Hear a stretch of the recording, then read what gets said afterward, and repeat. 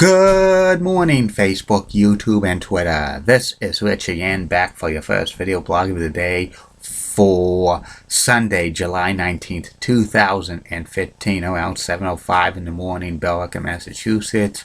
It's sunny out, a little cloud, but once the clouds break off, it's going to be hazy, hot, and humid 90s. Boston could reach its first 90-degree day tomorrow or Monday at Logan Airport.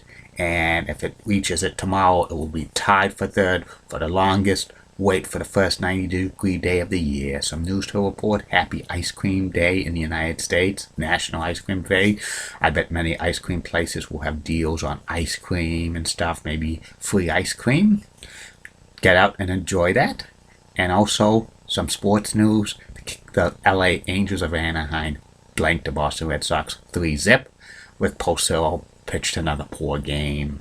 Staten Island Yankees beat the Lowell Spinners by the score of 3-1. And that's about it on news. My first video subject blog of the day is the continuation of top 10 list of everything and anything. I've now reached the top 10 list of the worst heel turns in professional wrestling history. These 10 heel turns were some of the worst ever, some pointless stuff, and it never got over. Some of them never got over with fans because some of them were like long-time faces, and even if they were heels, the fans do cheer them. And here are the top 10 worst heel turns of all time. Number 10 on this list of the worst heel turns in professional wrestling history is Owen Hart turning against Ken Shamrock on Monday Night Raw in April of 1998 and joining the Nation with The Rock and the others. This was kind of a bad heel turn and stuff like that. Even though Owen says enough is enough, it's time for a change. Owen joining the Nation, which was comprised of most African American wrestlers, was awful and stuff like that. I didn't like this heel turn at all. Number 9 on this list of the worst heel turns ever in professional wrestling history, the Native American Tatanka at SummerSlam 1994 when he turned on Lex Luger and joined Ted DiBiase in the $1 Million Corporation. For weeks, they were promoting that Luger was going to turn heel and join the $1 Million Corporation and stuff. Ted DiBiase even said that Luger signed a deal with himself and stuff like that, but the I's haven't been dotted and T's haven't been crossed and stuff. And Tatanka was saying Luger sold out and stuff. They have a match. Tatanka wins, and afterwards he attacks Luger, puts him in the $1 Million Dream, and joins the corporation. It should have been Luger who was joining the $1 Million Corporation, because the thing with him, the summer of 1993, the Lex Express and the pump up for the world title for WWE faded away, but Lex Luger was still selling a lot of merchandise for the WWE for a face, and they were afraid they would lose money because of that.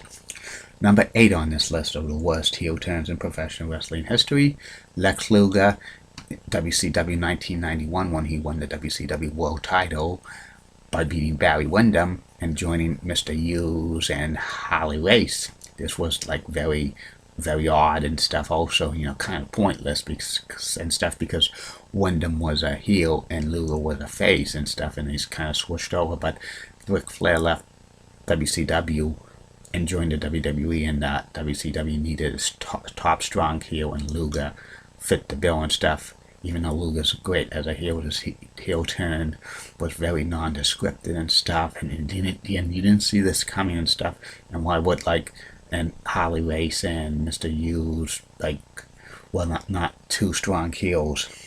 Number 7 on this list of the worst heel turns in professional wrestling history, Jim Ross in 1996 when he brought a fake Razor Ramon and a fake Diesel to the WWE and blasted Vince McMahon as an egotistical owner of the WWE and stuff, outed him.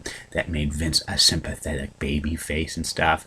But the new Razor Ramon, the new Diesel, did not get over with fans, and Jim Ross's heel turn was kind of wasted, even though it was a low potential. It kind of was awful.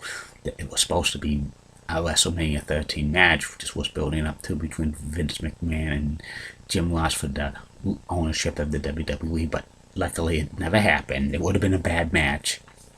Number 6 on this list of the worst heel turns in professional wrestling history.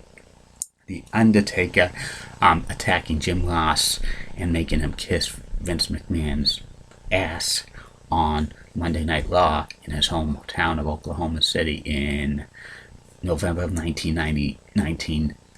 November of 2001. Very, very bad. It came out poor because fans didn't buy The Undertaker as a heel and stuff.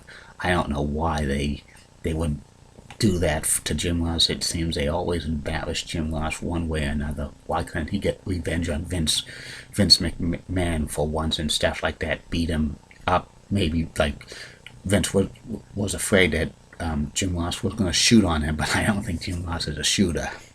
Number 5 on this list of the worst heel turns in professional wrestling history, the Road Warriors turning on Sting and Dusty Rhodes in the fall of 1988 on NWA television and stuff like that. This was very awful. Even though the Royals were kind of steelers faces, the fans did not buy them as heels. They still cheered them. They still cheered the Road Warriors as heels. A few months later, the heel turn was off and stuff. People don't buy the Road Warriors as heels. Hawk and Animal. Then number 4 on this list as the worst heel turns in professional wrestling history, Brutus the Barber Beefcake, or the Butcher, in Halloween Havoc 1994, turning against Hulk Hogan as after that match that Hogan had with Ric Flair. For weeks, WCW was building up a masked wrestler who was attacking Hogan with the knee and stuff, and Sting and stuff. There was rumors it was going to be Arn Anderson or Kurt Hennig and stuff. Once it was revealed to be the Butcher, Brutus the Barber Beefcake, it was awful and stuff. The Butcher was not a major player in WCW. In fact, for years, Brutus the Barber Beefcake hardly did anything in wrestling because he had like a serious face injury and stuff like that. This was so awful and stuff. And, the Butcher and Hogan had a feud for a few months in WCW, which was very bad. And they had a main event at Starrcade 1994, probably the worst main event in the history of Starrcade, and probably ranks up to the top 5 of the worst main event for any professional wrestling pay-per-view. Awful.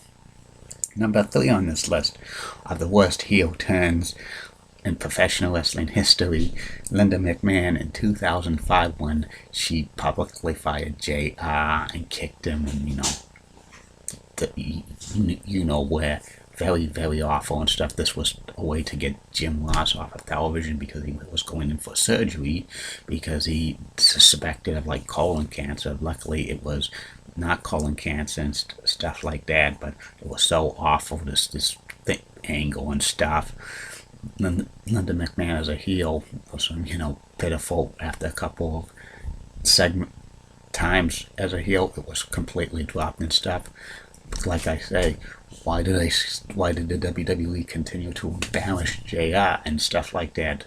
It gets you to wonder. I had maybe a feeling like if Jim Ross came back, he was going to beat up Linda McMahon and stuff like that, beat her to a pulp and stuff, and then probably Vince afterwards would probably berate Linda in the storyline and do that and do that. You know how that is and stuff like that.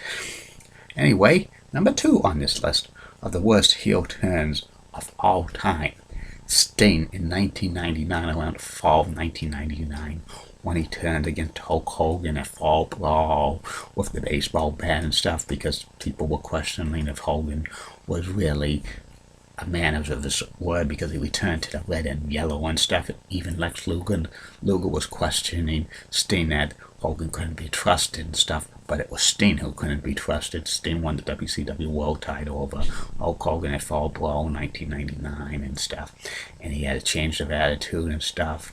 But the fans did not buy Sting as a heel, and 2 months later, Sting's back as a face. That was Sting as a heel, never worked out. Fans never bought him as a heel. Number 1 is the worst heel turn in professional wrestling history was Stone Cold Steve Austin in 2001, when he turned against The Rock and sided with Vince McMahon at WrestleMania 17. This was the awful worst heel turn of all time, because the fans did not buy Austin as a heel and stuff. Austin was still selling merchandise like crazy and stuff like that, but they wanted to freshen up the Stone Cold character and stuff. This like heel turn was very awful. It lasted a few months, but it got to have Stone Cold's humor side, which was pretty funny, and it also got to say what, but the heel turn was not that great. A few months later, Stone Cold's back as a face, and stunning McMahon and this and that, and it was good. And that's about it on these heel turns, worst heel turns in professional wrestling history. Hope you enjoyed it. Later on today, 2 more video blogs. First video blog will be about Outside the Lines for ESPN, and third and final video blog of the night will be about is former Chicago Cubs outfielder Sammy Sosa, a Baseball Hall of Famer. Next weekend, the top 10 list will return with the top 10 list of the greatest play-by-play announcers for Boston sports teams ever, TV and radio, and also the top 10 greatest sports announcers, play-by-play announcers for New York sports teams, radio and play-by-play. Have a good day, Facebook, YouTube, and Twitter, and keep calm. And I'm a Julie Blooding guy. Bye.